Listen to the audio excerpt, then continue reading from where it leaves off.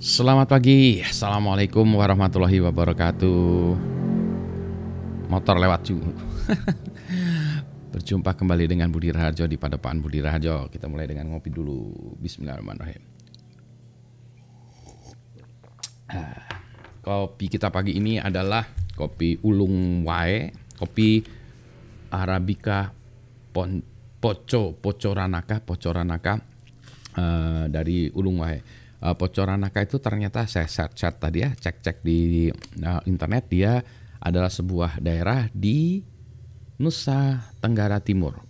Kecamatan Pocoranaka adalah sebuah kecamatan di Kabupaten Manggarai Timur, Provinsi Nusa Tenggara Timur, Indonesia. Saya senang kopi-kopi dari timur ya. Ini kalau saya rasakan kopinya ini enak. Di roastingnya lebih terlalu dark menurut saya. Saya senang yang medium ya. Tapi tetap aja enak. Saya senangnya Arabica, dia tidak bikin sakit perut ya, nendang rasanya. Nah ini dia.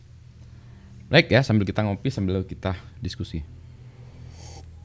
Topik yang ingin saya bawakan hari ini adalah tentang menilai ujian kuliah.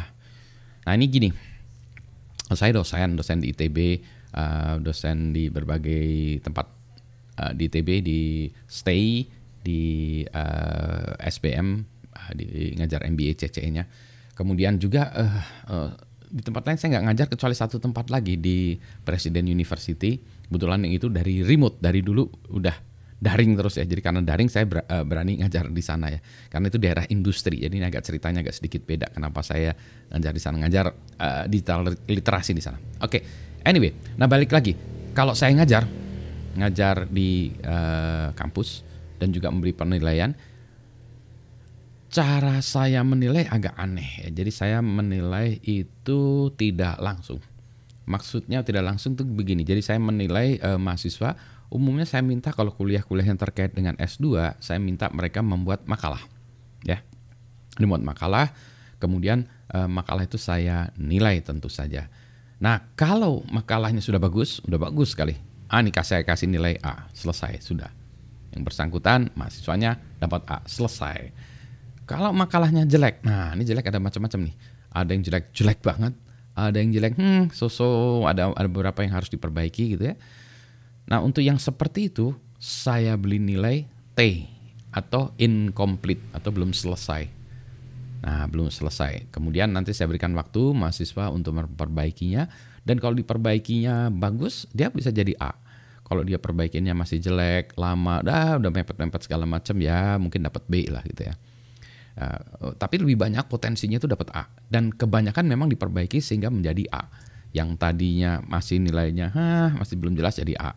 Yang jelek sekali, ada juga yang jadi A, ada yang jelek sekali. Mungkin revisinya 3 kali ya, revisi lagi, saya kasih tahu caranya lagi, revisi lagi, kasih tahu caranya lagi, revisi lagi, jadi 3 kali revisi akhirnya jadi A juga. Ada juga yang 3 kali revisi akhirnya dapat menjadi B atau ya C.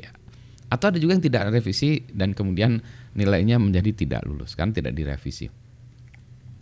Tadinya saya juga sering bertanya-tanya tadinya tentang cara saya menilai tersebut. Apakah cara menilai saya itu sudah bagus ya? Kan kalau banyak orang-orang yang tidak suka dengan cara menilai saya karena mengatakan bahwa udahlah Pak Budi, kasih nilai aja apa adanya, udah selesai, be done with it gitu ya. Just get the grade, just give the grade and be done with it gitu ya. Udah, jadi saya bisa masukin nilai segala macam.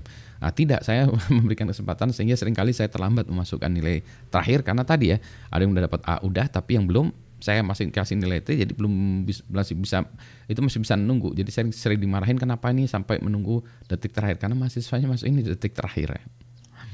Nah jadi itu tadi ya, satu, dimarahin orang-orang karena ngapain gitu. Yang kedua, memang pekerjaan saya jadi lebih banyak ya. Karena tadi saya harus revisi, periksa lagi, masih belum puas, revisi lagi, periksa lagi, belum puas, revisi. Jadi ada yang 3 kali, ada yang sekali revisi beres, ya ada yang berulang-ulang. Artinya kerjaan saya lebih berat. Benar nggak cara saya itu ya? Cari sana sini, ya sudahlah saya jalanin aja. Sampai akhirnya saya baru tahu juga nih, ada buku yang judulnya Growth Mindset dari Carol Dweck. Profesor Dweck ini memang ngarang buku The Growth Mindset ya. Jadi kalau mindset seseorang itu ya itu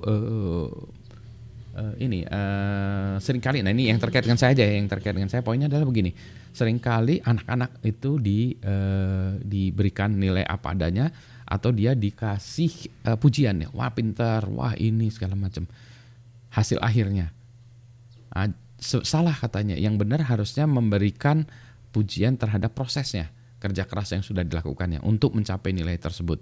Atau yang belum dapat nilai bagus juga, kerja kerasnya juga dinilai. Jadi proses kerja keras itu lebih penting dari hasil akhir. Kenapa? Nah ini juga nanti ada lihatnya gini ya, kalau misalnya seseorang ya, ini udah jago di matematik gitu ya, wah saya jago matematik, terus ya. Jadi dia ngeri pindah ke bidang lain karena dia bilang, wah saya udah jagoan di sini, nanti kalau bidang lain saya nggak jagoan terus. Jadi ini membatasi orang untuk belajar. Karena kalau di tempat lain misalnya belajarnya kan jadi lebih ramah ya. Misalnya belajar kimianya jadi lebih lama, segala macam ya, butuh waktu segala macam, dan dinilai jelek. Oh nilainya C gitu kan ya. Nah jadi harusnya ada ini juga ya. Jadi proses, kalau proses itu apa gini? Tujuannya itu sudah sampai di sana. Kalau enggak, kalau orang I cannot wait yet. Kalau dalam bahasa Inggris yet ya, belum. Jadi ini belum sampai di sana. Jadi bukan sampai di sana yang diukur. Belum sampai sana, saya belum jagoan, saya belum, jadi belum ya. Jadi nanti yang kita kerja sampai jadinya, yetnya jadi not yet jadi yet gitu ya. Gak ada kata yetnya, not yet jadi yet gitu ya. Tapi maksudnya begini, hargailah itu sehingga orang ini di kepalanya itu growth ya. Oh iya saya baru sampai sini. Oke, saya ini challenge, saya ini tuh jadi naik lagi. Jadi kepalanya itu selalu neuronnya itu ini ya aktif ya. Oh jadi nggak ketakutan, nggak kemudian mundur karena dinilai udah jelek lah, udahlah kamu hopeless lah, nggak ada hope. Itu dia gitu ya. Ternyata begitu tuh bagus karena saya bermain musik udah lama ya, gitu-gitu aja ya. Oh berarti memang not yet ya, belum yet gitu ya.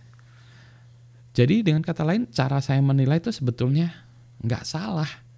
Jadi saya menilai proses kepada mahasiswa saya, ternyata saya nilainya udah benar caranya. Proses yang saya nilai. Kamu belum selesai, selesaikan dulu. Kamu belum selesai, revisi dulu ya. Jadi itu mahasiswa diberikan kesempatan itu untuk menyelesaikannya. Sehingga akhirnya mereka selesai, iya nilainya bagus. Tentu saja ada mahasiswa yang meng-abuse proses itu ada.